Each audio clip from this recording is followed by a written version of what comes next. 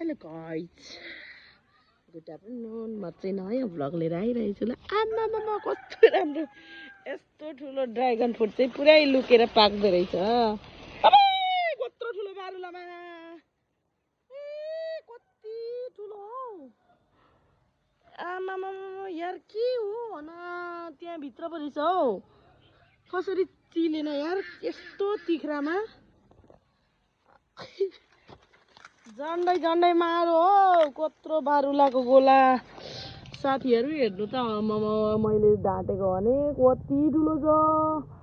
मलाई झन्डै टोको कसममा। यार भ्लग सलग बनाउँ भनेको त नयाँ कति दिनमा मेरो छोराले कपी पनि किन फालेको, के भएर फालेको र यसलाई।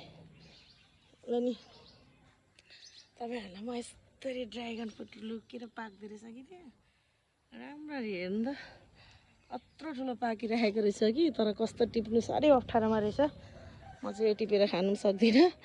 काँडाले यतै घोच्छ उतै घोच्छ। यसरी ड्रागन फ्रुटमा आयो कि घोचिहाल्छ। यस्तो राम्रो ड्रागन फ्रुट फुल्दैछ है हाम्रो चाहिँ। यो चाहिँ नयाँ नयाँमा हो, नयाँमा यति छिटो फलिसकेको छ एकदमै। म चाहिँ टक्क मेरो ड्रागन फ्रुट घरबारीहरू म देखाउँदैछु। यो चाहिँ देखाएको होइन, बारी पनि देखाएको होइन है तपाईँहरूलाई, तर खेतीपाती चाहिँ देखाएको हो। यस्तो राम्रो, यो चाहिँ अहिलेको साल मात्र रोपेको यस्तो यस्तो भइसकेको छ। हेर्नु न कति राम्रो दाल फलेको। यो साल त खतरा दाल खाइने पऱ्यो हो। फुलफुल पनि कति धेरै बनाउँथ्यो तर एक साल यस्तो राम्रो। साथीहरू हेर्नु ल मेरो गार्डन। हेलो, मेरो गार्डन चाहिँ यस्तो छ ल गाइस। यति राम्रो रोस्ट है, रोस्ट होइन रोस, यस्तो राम्रो के अरे एकदमै राम्रो, एकदमै न्यू भ्लग गाइसहरू। आमामा हेर्नु ल अगाडिदेखि पुरै तपाईँहरूलाई म भ्लग बनाउँदै गइरहेको छु। यस्तो राम्रो राम्रो, यस्तो राम्रो राम्रो नयाँ नयाँ भ्लग दिएर तपाईँहरूलाई इन्जोय गराउँछु। प्रकृतिसँग एकदमै रमाउने है। अब कस्तो भने म चाहिँ कुनै कुरामा पनि लजाउनेवाला छैन है। मेरो जस्तो छ ठिक त्यस्तै देखाउनेवाला छु है। तर यसलाई एडिट गरेर मलाई त्यस्तो इत्यादि बनाउनु चाहिँ आउँदैन है। यसलाई म एडिट गर्दिनँ, केही गर्दिनँ। हेर्नु कोला पनि फलिरहेको छ हाम्रो। के फलेको हो बा यार, यहाँ हेर्नु त दाल यस्तो राम्रो फलिरहेको छ। म चाहिँ एकदमै नेचुरल प्रकृतिसँग रमाउने मान्छे हो कि। त्यही भएर म चाहिँ केही पनि एकदमै मेरोमा चाहिँ अरूभन्दा डिफ्रेन्स भिडियो आइरहेको छ है। सधैँ पनि तपाईँहरू हेरेर इन्जोय लिनु होला। यहाँ हेर्नु न त्यो लौका, घिराउला लौका फलेका यस्तो राम्रो फलेको छ। यस्तो राम्रो हेर्नु ल, यस्तो राम्रो फलेको छ यहाँ चाहिँ। मेरो सुँगुर फार्म हो यो चाहिँ। मैले यो साल रोपेको यो के अरे लिची हो। यत्रो भइसकेको छ। अब यसले पनि एक दुई दिनबाट फलेर एकदमै हामीलाई खुवाउनेछ।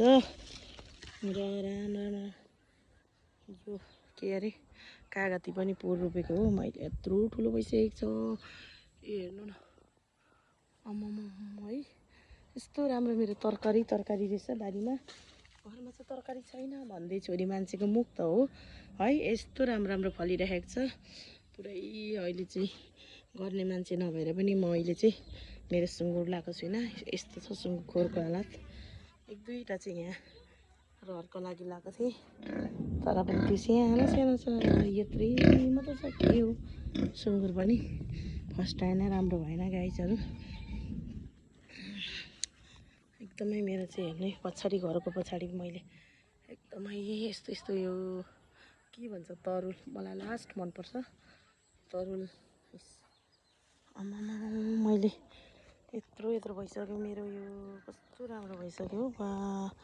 हेर्नु त गाइस, यस्तो राम्रो भइसक्यो। मैले बगैँचा खाली बारी चाहिँ नराख्नु भन्छु कि सबैलाई म सन्देश दिन चाहन्छु। यसले फलेपछि एकदमै राम्रो आम्दानी हुन्छ। यो अब चाहिँ घाँस नकाट्दा पनि हुन्थेछ दालमा है, तर साथीहरूले घाँस काटिराख्नु भएको रहेछ। एकदमै मैले एकदमै यहाँ धनियाँ पनि छरेको थियो तर धनियाँको लागेन। साथीहरू खोर्सानी पनि यसरी हाम्रोमा चाहिँ खोर्सानी रहर लाग्छ है, तर साना साना फल्छ है। फल्नु चाहिँ बिचरा गरेको चिज चाहिँ यसरी भए पनि कुनै चिजले थाम्नु नसकेर हेर्न साथीहरू मेरो मेवा ढलिरहेको छ। कस्तो राम्रो मेवा ढलेर मलाई कस्तो रुनु मन लागिरहेको छ। मेरो मेवा यस्तो धेरै फलेको यो फल चाहिँ हेर्नु कि गाइजहरू, यो फल एकदमै राम्रो एकदमै राम्रो। यति धेरै फलिरहेको थियो यो मेवा चाहिँ, यस्तो राम्रो। लिची अहिले पनि लिची छैन लिची चाहिँ अब यो साल चाहिँ लास्ट हुँदैछ। यो चाहिँ मेरो सुँगुरको चारो माले पकाइदिनु भएको रहेछ। एकदमै धेरै धन्यवाद। हेर्नु गाइस, आमामा यस्तो राम्रो खोर्सानी हेर्नु त।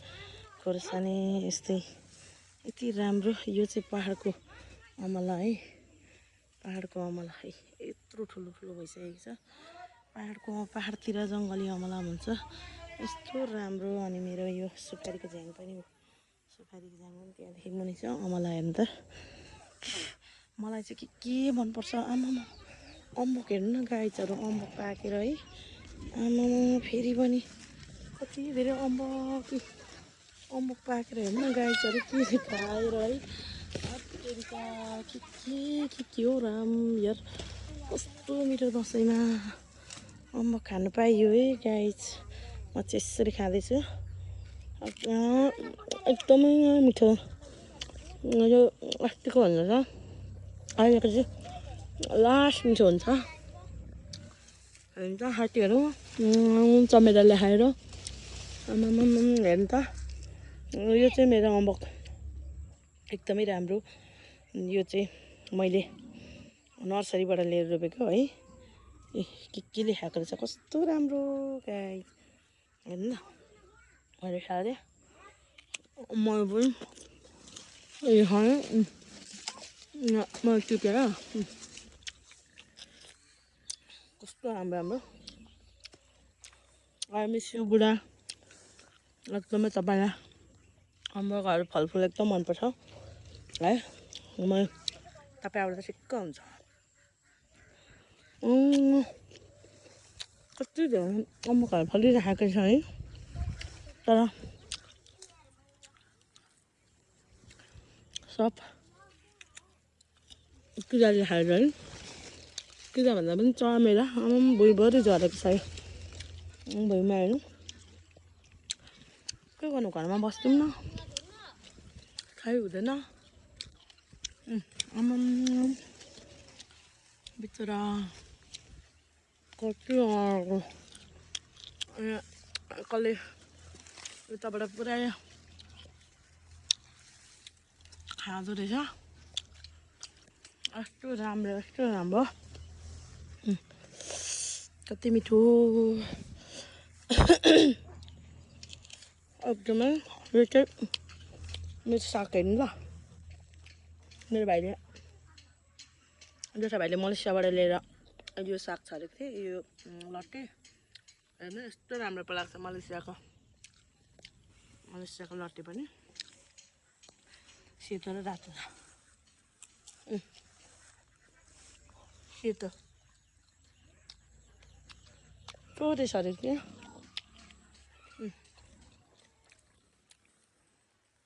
मेरो फलफुल एकदमै बगैँचा सब यसरी गरेर मेहनत गरेर।